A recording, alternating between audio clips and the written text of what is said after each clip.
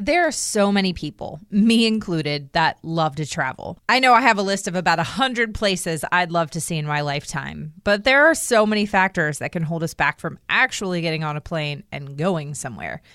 Things like, time, money, and jobs. Those pesky jobs keeping us from being a jet setter. It's as though we have to pick one or the other, a job or travel. But what if you could do both? What if you could travel and see the world and make a positive social impact while also working and doing what you love? Welcome to Business with Purpose. I'm your host, Molly Stillman of stillbeingmolly.com. And this show is all about bringing you the stories behind the brands, companies, and small businesses that are changing the world. Each week, I interview an entrepreneur, a CEO, a nonprofit director, a community leader, or just an amazing person who is trying to make a positive impact not only through their personal life, but also their professional career. My goal is to show you that no matter what you do for a living, you can make an impact right where you are. My guest this week is Ann Davis, the founder and CEO of Venture with Impact, a coworking program that engages professionals on a 4-week skills-based volunteering program abroad while also working remotely for their jobs, allowing them to develop professionally, rediscover purpose, and in the process provide a positive social impact. So, without further ado, on to my conversation with Ann. Hey, Ann, welcome to the show. Thanks. Yeah, thanks for having me, Molly. I am so looking forward to getting to know you and getting to know all about how you got started with Venture with Impact, because when I first got the email about having you on the show and I read what Venture with Impact does, I'm not going to lie, I kind of wanted to apply myself because this sounds amazing. So I really just want to dive right in because I know our listeners are going to absolutely love what you do and hear everything about it. So with all that being said, Ann, I want you to give us the Ann 101. So tell us your story and everything that kind of led you to where you are today and how you got started with Venture with Impact. Yeah, absolutely. It's definitely, I have somewhat of a personal story to share. A little bit about my background. I guess I caught what I would call the travel bug when I was in college, and I went to school in New Orleans. But I had the opportunity to study abroad and also travel to, I think my first real international trip besides studying abroad was I lived in Venezuela for a summer working with a local nonprofit organization there. Awesome. Mm-hmm. And that's when I realized just how impactful staying in one location in a city abroad is. It really gives you the opportunity to learn about the local culture, form relationships with local people, and those are relationships that I continue to have.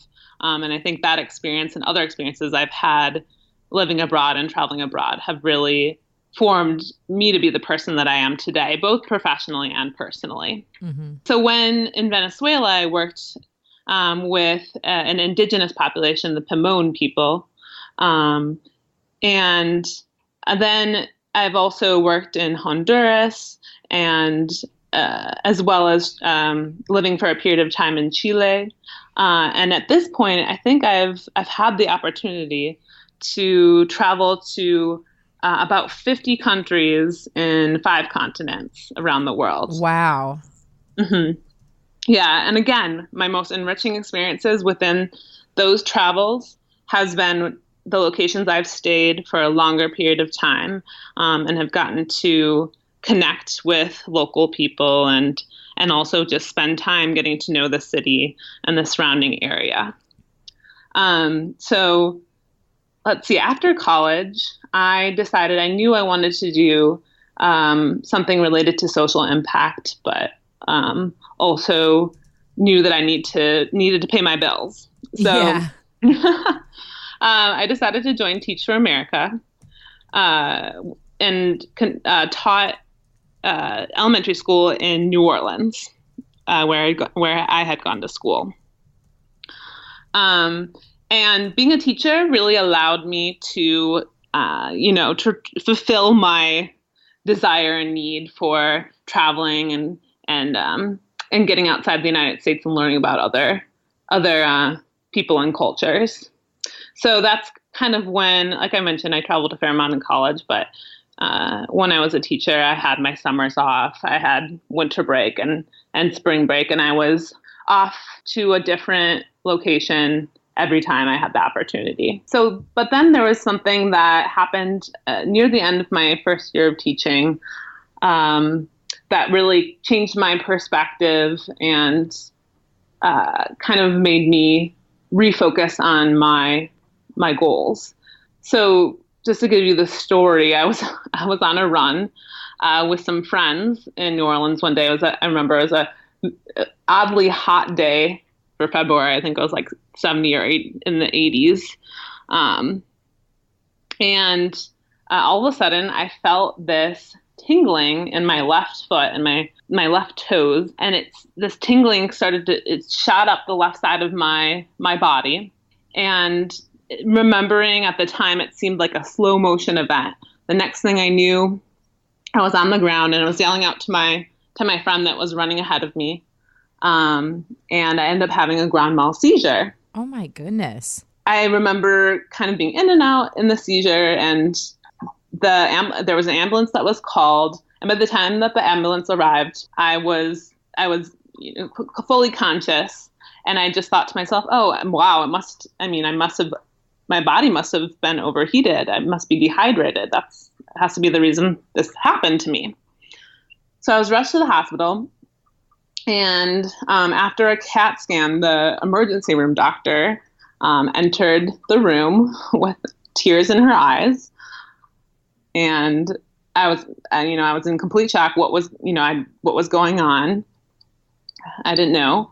And I found out that I had a golf ball sized lump in my brain. Oh my goodness. Mm-hmm. And at that time, I, had no idea what was going on. So, after a few days, I ended up returning to my home in the Midwest. I'm from Milwaukee, Wisconsin originally. And after a surgery, I found out that I had been diagnosed with anaplastic astrocytoma, which is a form of brain cancer. So it was a complete shock to me. So it was kind of a whirlwind. I underwent surgery and treatment, chemoradiation, and after kind of reevaluated my priorities. I was only 23 at the time. So with kind of these events that had taken place, I thought about my interests and what I really wanted to do. And I knew I was really interested in international development from my experiences abroad.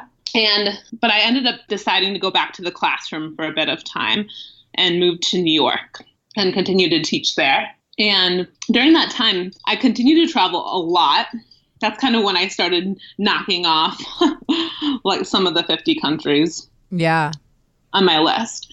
And a lot of my friends and colleagues were a bit envious of all my travels. But a lot of them, it's very difficult for people in the United States to be able to travel because obviously, you get 3 or 4 weeks vacation a year and, it's you can't take much time off. Right. So like I mentioned, a lot of them were a bit envious. And I had started to hear about some other remote work travel programs that were beginning to become popular. I had heard about these programs. So I thought, but none of them had a social impact component. Yeah. So that's kind of where the idea of venture with impact arose.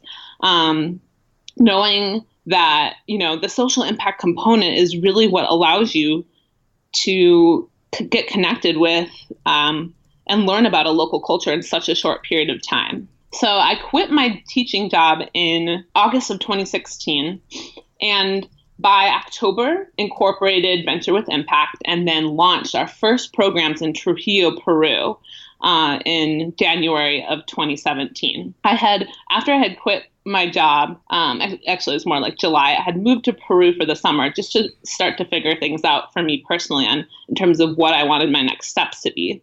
And when I was working with a few different nonprofits there, I thought, well, Trujillo might be the perfect place to start a program. So I just went for it. And we had 14 professionals that joined us in January and February of 2017.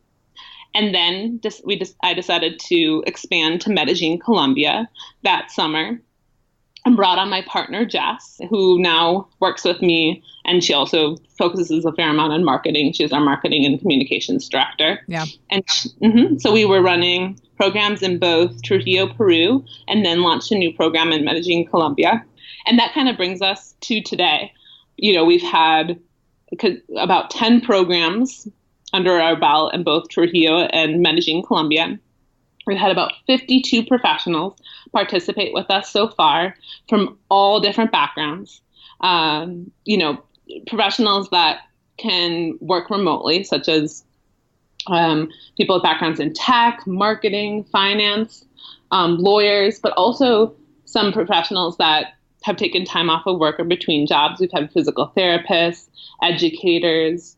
So the diversity we have is quite incredible. Our youngest participant has been 24, our oldest in her early 70s. And we've had majority people from the United States, but also professionals from other parts of the world, including Europe, the Middle East, Latin America. So things have happened pretty quickly just in this, in a little over a year since we've started. Yeah, I would say so for sure. That's incredible. So I know you've kind of alluded to it a little bit, but I want to really, just for the listeners that, aren't familiar with Venture with Impact, really kind of explain exactly how it works. So it is a opportunity for somebody to travel and live internationally while also working and having a social, having an impact on the local culture.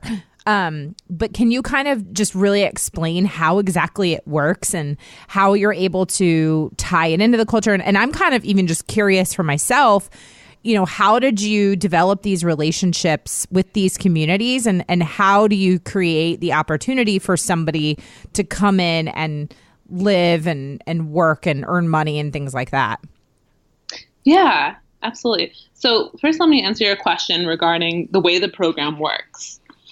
So what we do is we bring groups of professionals, anywhere between the number of 5 to 15 per month, to cities abroad.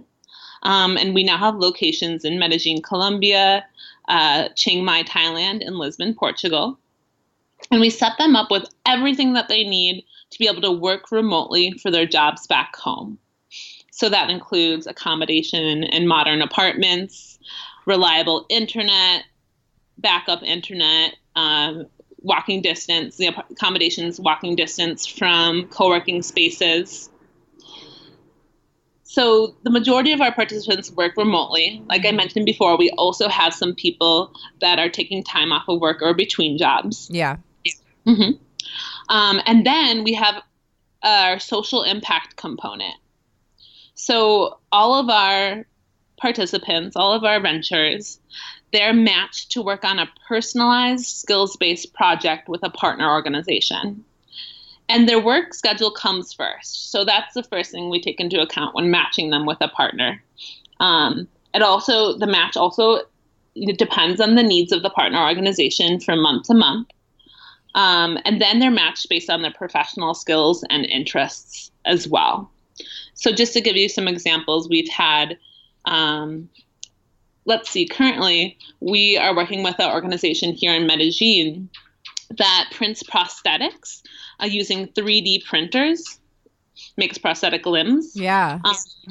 And right now we have a physical therapist who's helping them develop a program for training their clients on how to use the prosthetics. And we also have a professional who's worked in recruitment and partnerships. And he is working a few hours each week to create a strategic plan for partnerships and development for this nonprofit. So we really focus on training and consulting in all of our projects. And the professionals, the ventures, they work with their partner from anywhere from 3 to 15 hours each week, depending on their own personal work schedule for their job back home. That's so interesting. And I just think that that's such a unique idea. How were you able to establish, like I said earlier, how were you able to establish these communities, and what how have you sort of had the vision for where to go next? What has made you decide on the particular locations that you've chosen? Well, just first in terms of developing partnerships with local organizations. First, I'll say that all of the work that the ventures do, all of the volunteering that they do is pro bono to the partner organizations. And it's definitely a two-way street in terms of who is benefiting. Because, of course, the partner organizations benefiting from the skills that these individuals, these professionals bring to them. It's a resource that they wouldn't otherwise be able to obtain.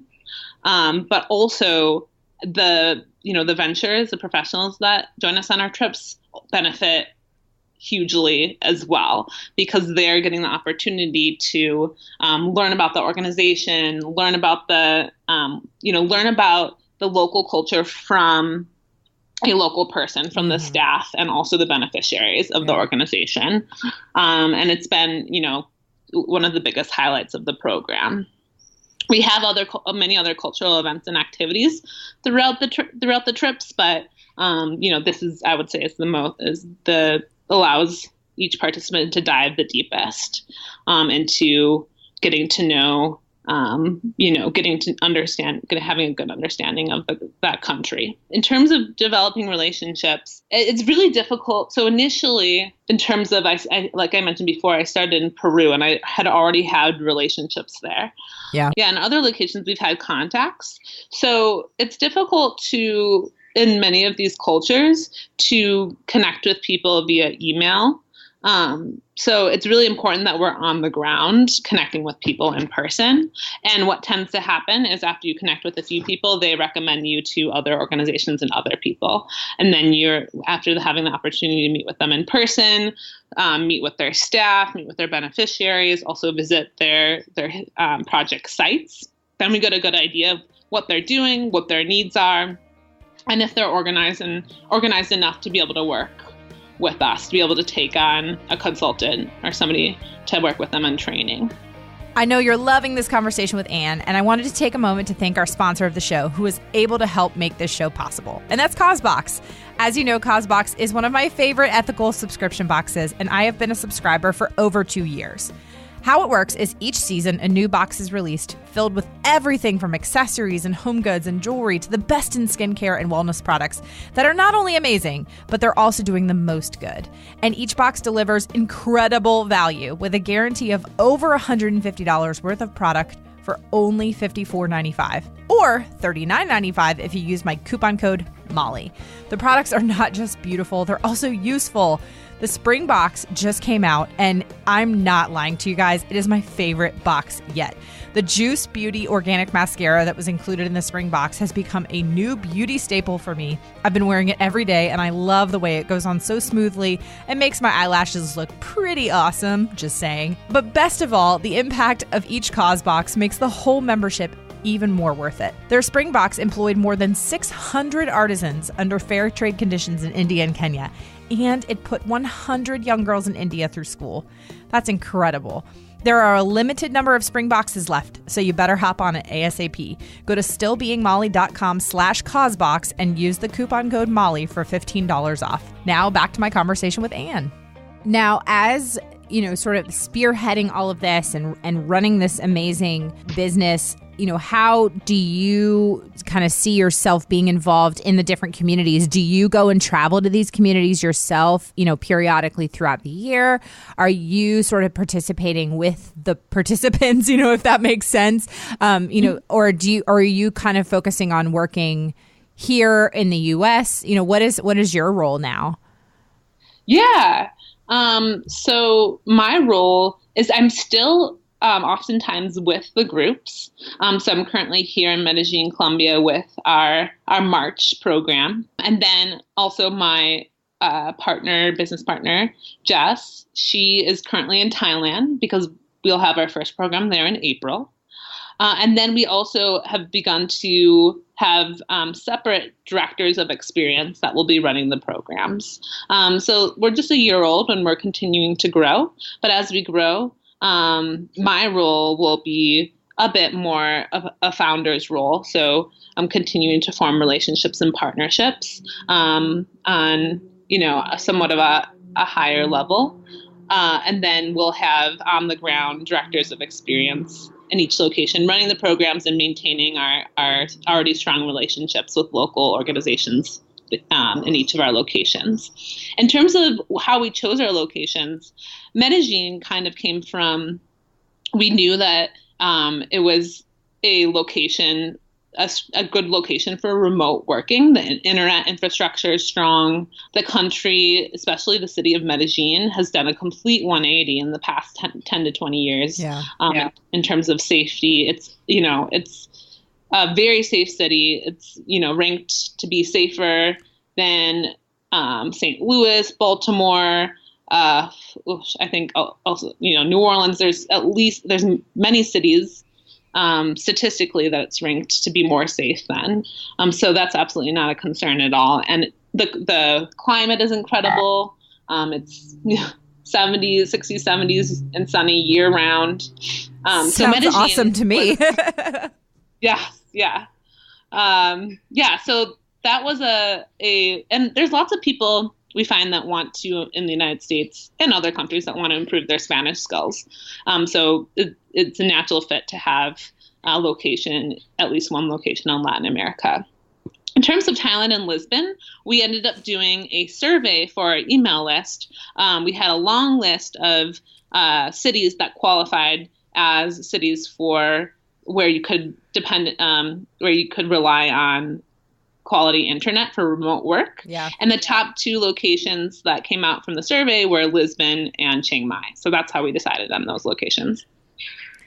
So I want to go back a little bit. You mentioned that when you were in college, you studied abroad, and that was kind of that initial taste into getting the travel bug.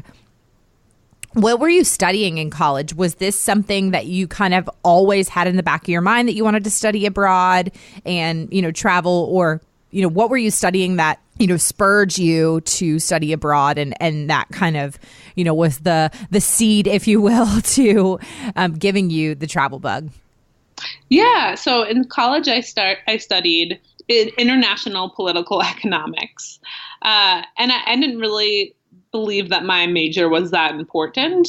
I definitely, had opportunities that came from studying international political economics, but I'm much more of an experiential learner. Yeah. Which I think is why I think a lot of entrepreneurs are. I'd rather just go and do it and learn from doing. And that's partly why I think there's a couple of reasons why I was able to take the risk to start this business is partly because of my experience with cancer, but also because my mindset this entire time has been, well, I'm learning so much by starting this business and by having the opportunity to travel the world and doing so. And also, it feels really good to be able to bring these resources to nonprofits abroad. But in terms of my study abroad experience, I was really interested in Latin America. So I ended up studying abroad in Spain, in Madrid, Spain, because I wanted to get a better understanding of, the history behind Latin America so that I could have a better understanding of the way, the political and of course, understanding history is very important to understanding the political economic situation of countries in modern times. So I studied abroad in Spain and was also able to improve my Spanish. And that became really helpful when working, in various countries in Latin America. Now, I kind of even want to go back a little bit further because I'm really curious as to where you sort of got that initial idea for creating that social impact piece. Because, it's one thing, I think, to love to travel and to love to see the world. And because I think a lot of people do. But there are so few people who really get and understand the complexities of different cultures and going into different cultures. And, there's, obviously all this different talk about mission work and what kind of mission work is effective, and how do you really make a positive impact in a culture that is different from your own without harming the local culture and things like that. And so I'm curious, so kind of this is a two-part question. I'm curious, one, did you always sort of have this, were you very empathetic as a kid? And were you always the one that was like worried about everybody else? Did that kind of stem from childhood? And then second, what really motivated you to include that social impact piece? I'm just sort of curious if there's a connection from growing up and into college to, obviously you love to travel, but then what really encouraged you to create that social impact piece? Yeah, well, I wouldn't say so. I was the youngest child, probably had the characteristics of the baby of the family, and also the only girl. So I wouldn't say I was any more empathetic than the average child. Maybe less so because I was spoiled. But both of my parents had I think, and my family instilled values of public service in me and my brothers. My father worked in politics on a local level, and my mother was a school teacher and principal and school board member. So they had always, I grew up spending hours stuffing mailboxes with campaign literature on the weekends, and also doing just various volunteer work with both of my parents. And I also grew up in a very suburban area of Wisconsin. So when I first went to school in New Orleans, it was somewhat of a shock for me because I quickly learned about, Milwaukee, which is the most residentially segregated city in the country, was just a half an hour from where I grew up. However, living in New Orleans, the residential segregation is much more obvious, and I was living right in the city. So just seeing that, and then also I went to school in New Orleans at Tulane University just a couple years after Hurricane Katrina had hit the city. And because of that, there was lots of opportunity. There's many nonprofit organizations and lots of money, aid money pouring into the city, but not a ton of as many people there to do the implementation nonprofit work. So I had a lot of opportunities, as did I think a lot of students in my year, for leadership opportunities. So working with, I remember my freshman year of college, I really had very little knowledge of computers, but I ran an after-school computer program at a high school, and I was 18 years old. I was basically the same age as the kids. Yeah. So that was quite an experience and quite an opportunity that I think, and I had other experiences like that. I had friends that were at 1920 were working in the local public defender's office, visiting families of people that have been convicted for African Americans that have been convicted for, marijuana charges, things like that. So lots of opportunities just being at Tulane University at that time that exposed me to kind of these injustices and disparities, just within the United States, within the city of New Orleans. And then from there, I really had a desire to go abroad, and the places where I was able to travel, I had similar experiences where I was, I worked with a local nonprofit to get a better understanding of what the social situation, political situations were in the countries where I traveled. Yeah, absolutely. And I think that's so wise on your part in a lot of ways to recognize that, and then to really want to incorporate that into this business that you dreamed up. So as we kind of get to the end here and start to wrap up, I am curious, for people that are listening and they, maybe they have a job that they can work remotely, or maybe this is something that just really has been a bucket list item for them.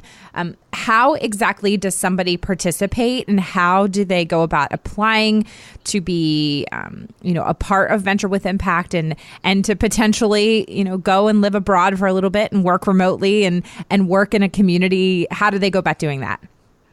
Sure. Yeah. So definitely go ahead and check out our website, www.venturewithimpact.org.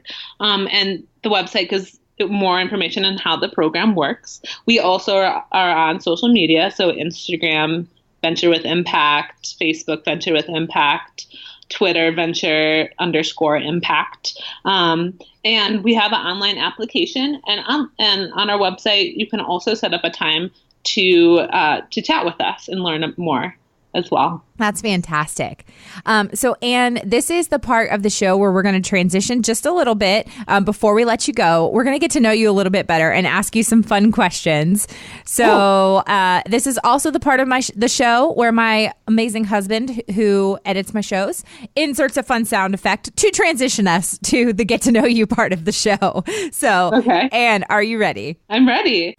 Well, I speak the most Italian, so I'll be your escort. Donovan speaks second most, so he'll be your Italian cameraman. Omar third most, so he'll be Donnie's assistant. I don't speak Italian. Like I said, third best. Just keep your mouth shut. In fact, why don't you start practicing right now? What is the movie you can watch over and over again and never get bored of? I would say The Parent Trap. Both the original version and the Lindsay Lohan version. I love it. That's awesome. That is awesome. I can't say that I have seen that movie in the last 20 years, but it is it's a good classic. Yeah. If you were sent into space with 3 items, which of those 3 items would you choose? Oh gosh. Okay. I would bring. Can I bring people? This is assuming all the people that you want there are there. This just stuff. Okay, just stuff. Like things. Well, honestly, I would say I don't have any, especially, not having a home and traveling all around. There's not any material item that I feel that's that important to me. So I wouldn't be able to choose because I just don't need any material items. I totally get it. That's awesome. I think that's actually a great answer. You're just like, you know what? I just need my people. Yeah. What is the best business advice you've been given since launching Venture with Impact? I think being persistent is the number one thing. Yes. Number one piece of advice. Mm-hmm. Yeah, because, and there's this great, I definitely recommend there's this great podcast out there called How I Built This. Yeah. The host is the same host for TED Radio Hour, which is another good podcast. But that's definitely something, listening to interviews with founders of Airbnb and Instagram and 1-800-GOT-JUNK, all of these founders, I think that was the number one quality, that similar quality that they have, is just being persistent. Absolutely. Amen to that. Okay, so these last couple of questions, these are just either or questions, so you just tell me which one of these you prefer. So, coffee or tea? Coffee. Cake or pie? Cake. Books or movies? Books. Early bird or night owl? Early bird. Tacos or burritos? Tacos. Introvert or extrovert? In the middle. I like it. Call or text? Call. PC or Mac? Mac. And last one, crushed ice or cubed ice? Crushed ice. Yes, crushed ice all the way. That's. I don't know who these people are who like cubed ice. Although I did ask this question recently, and somebody said cubed so that they can crush it in their mouth. I was just like, true. All right, I see it. I see what you're doing there. Awesome. And this has been so much fun. Thank you so much for taking time to be with me on the show and for sharing all about Venture with Impact. And honestly, if it's one of those things that I'm like, this is the coolest idea, and honestly, I think it can can also have obviously really change some communities and change some people's lives. So thank you so much for everything that you're doing. And thank you for taking time to be on the show. Yeah, thank you, Molly. This was fun. My conversation with Anne was so fun, and it really got me the urge to travel soon. I love to travel, and Venture with Impact is such an incredible way to see the world while also working and impacting local communities. Be sure to give Anne and Venture with Impact some love on social media this week. I'll have all of her links and information in the show notes. Another huge thank you to this week's podcast sponsor, Causebox. Visit stillbeingmolly.com/Causebox and use the coupon code Molly for $15 off. Thank you for listening to this week's episode. If you're a first-time listener of the show, welcome. I'm so glad to have you. Be sure to visit the archives for past shows featuring amazing entrepreneurs and business owners who are literally changing the world with what they do for a living. And if you're a regular listener of the show, thank you for your support week in and week out. It means so much to me. Be sure to head on over to iTunes, Google Play, Radio Public, Stitcher, Overcast, or whichever podcasting app you like best, and make sure you're subscribed to the show. That subscribe button helps to make sure that you never miss a new episode of the show. And if you're there and you have an extra minute, would you mind taking a moment and leaving a review of the show? Leaving a review helps me to know exactly what you're liking and how the show is personally impacting you. And I love that so many of you are sharing the show on social media and tagging me in your Instagram stories. It makes me so happy. So if you share the show on social media, which I love, be sure to use the hashtag Business with Purpose Podcast and tag me at StillBeingMolly on Twitter, Instagram, or Facebook. This show is edited by my amazing husband and executive producer, John Stillman, and the music is by Mark Killian of Third Wheel Media. Thank you so much for listening, and go do something good with purpose on purpose.